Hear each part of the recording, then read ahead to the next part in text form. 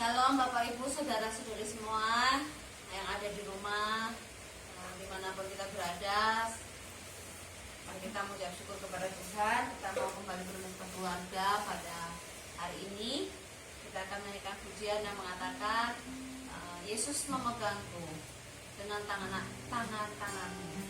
Tuhan Yesus juga yang akan menolong, menopang kita dalam menjalani kehidupan saat ini.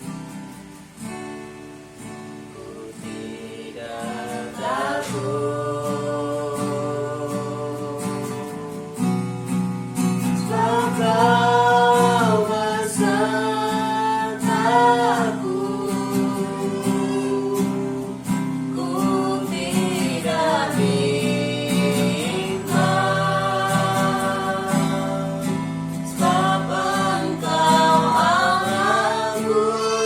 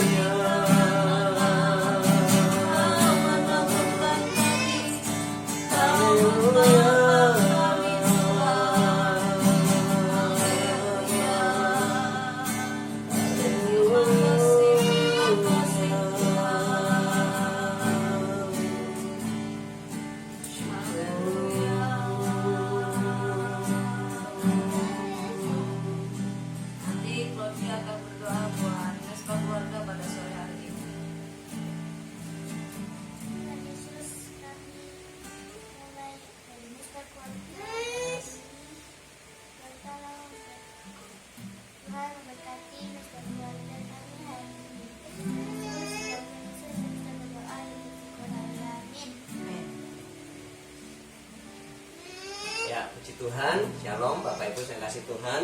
Kita kembali lagi bertemu bersama-sama di dalam Mesbah Keluarga di hari yang ke-13.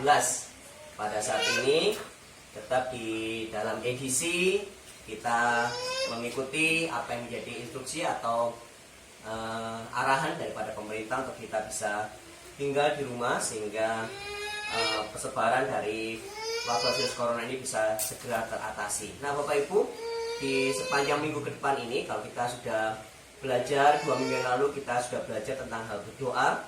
Kemudian minggu kemarin kita sudah belajar mengenai hal mengapa Allah mengizinkan kita mengalami kesengsaraan.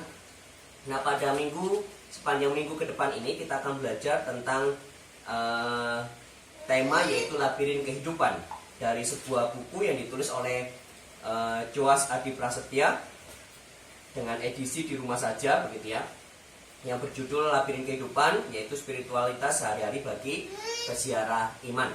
Nah kita akan belajar bagian yang pertama dari buku ini untuk kita bisa renungkan bersama-sama. Mari kita membuka terlebih dahulu Alkitab kita, Bapak Ibu yang kasih Tuhan, di dalam Mazmur pasal yang ke-23 ayat yang keempat. Kita membaca Mazmur pasal yang ke-23 ayat yang keempat. Nanti Bapak Ibu bisa menyimak di dalam Alkitab masing-masing. Kristo nanti akan membacakan buat kita sekalian.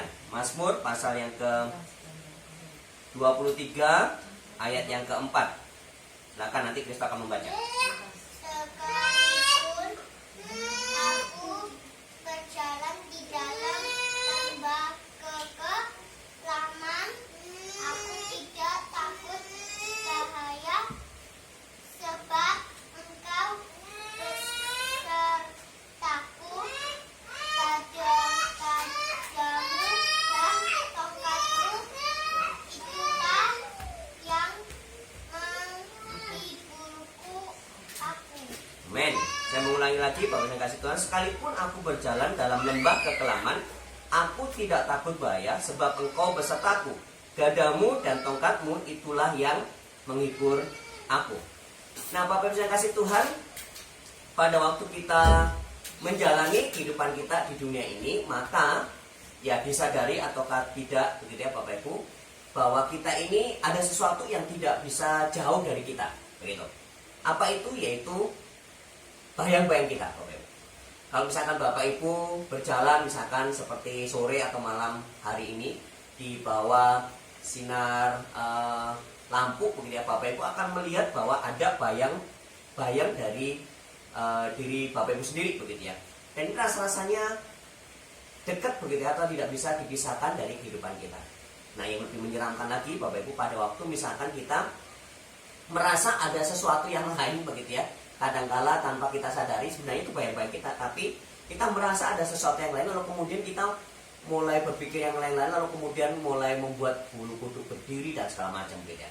Ternyata pada waktu kita cek nggak ada yang lain, ternyata hanya bayang-bayang kita begitu. Nah Bapak Ibu, bayang-bayang itu tidak bisa jauh dari diri kita, karena itu memang seperti bagian yang terus-menerus akan mengikuti perjalanan kehidupan kita.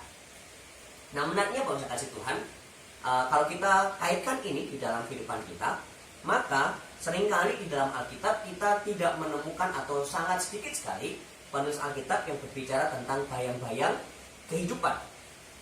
Nah menariknya adalah penulis Alkitab lebih banyak berbicara tentang bayang-bayang kematian, bukan tentang bayang-bayang kehidupan. Nah contohnya adalah pada waktu kita membaca seperti yang tadi sudah dibacakan oleh Kristo di dalam Mazmur pasal yang ke-23 ayat yang keempat ini. Firman Tuhan mengatakan, sekalipun aku berjalan dalam lembah kekelaman. Nah Bapak Ibu yang kasih Tuhan, di dalam bahasa aslinya lembah kekelaman yang dimaksudkan ini itu dapat diterjemahkan secara harafiah itu sebenarnya adalah bayang-bayang kematian begitu. Jadi kalau misalkan saya mengartikan atau membacakan bagian firman Tuhan ini dengan terjemahan bayang-bayang kematian, maka kira-kira akan berbunyi seperti ini. Sekalipun aku berjalan dalam bayang-bayang kematian, aku tidak takut bahaya, sebab Engkau besertaku. Bapak yang kasih Tuhan, kalau kita berbicara tentang kematian, maka kita tahu bahwa tidak ada seorang pun di antara kita yang satu kebal terhadap kematian. Tidak ada. Semuanya kita pasti ujungnya akan meninggalkan dunia ini. Gak ada orang yang kebal tentang kematian. Sesaleh apapun orang itu, sebaik apapun, gak ada yang kebal dengan kematian.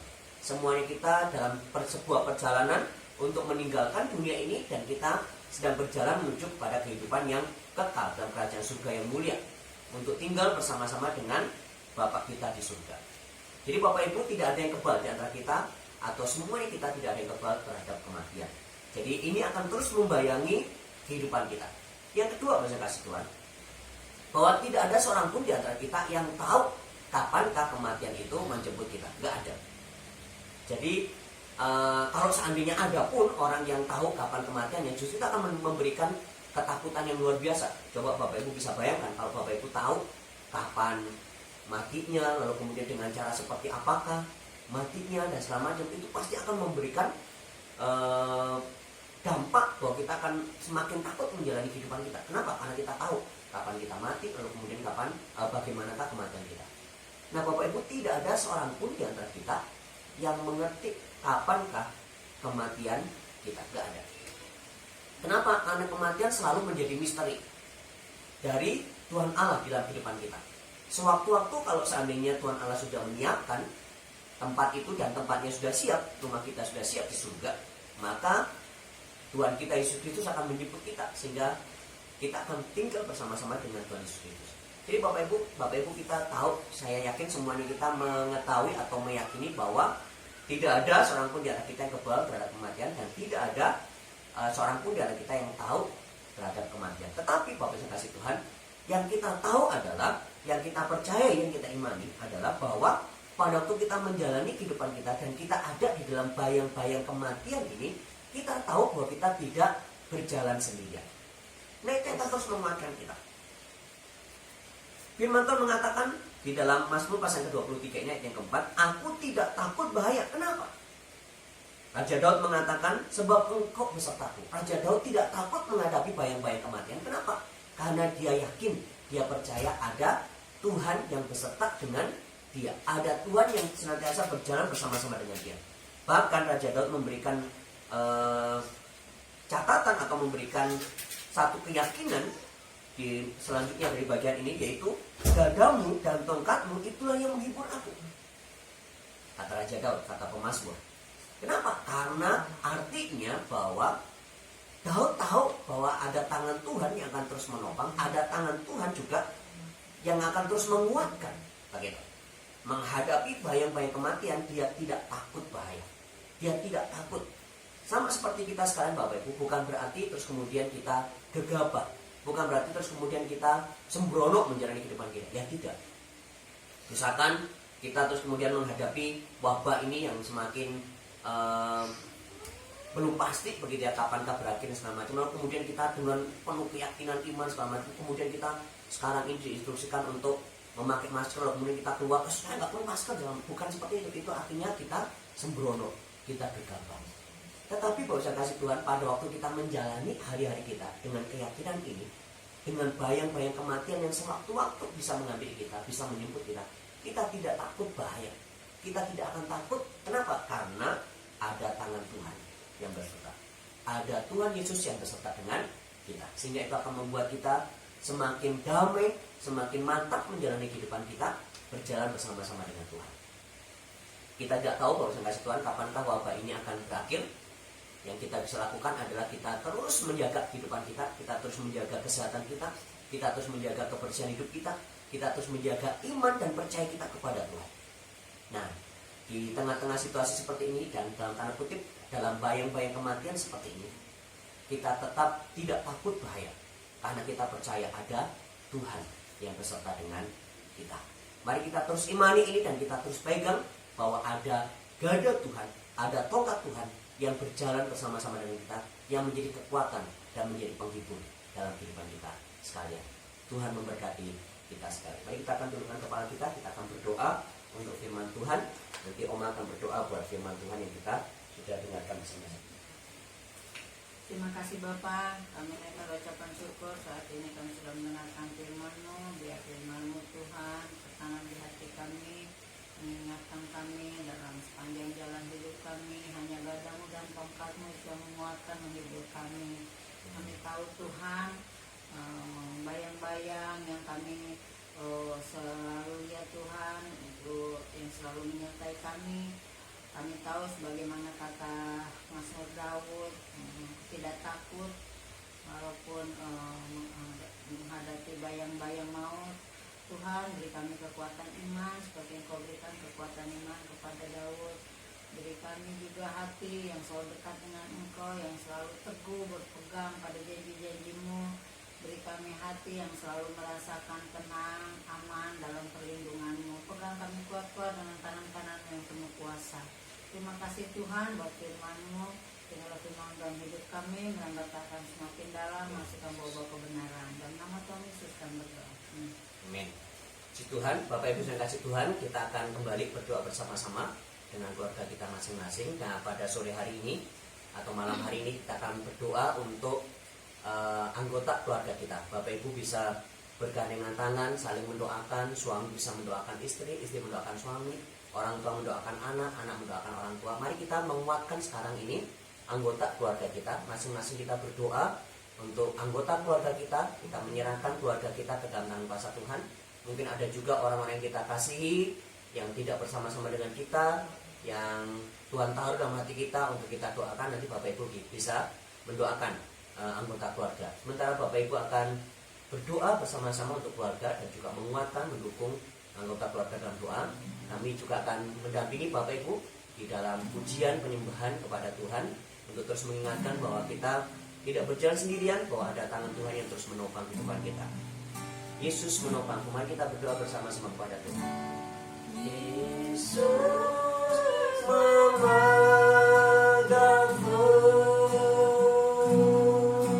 dengan tangan kananmu. Yesus memberiku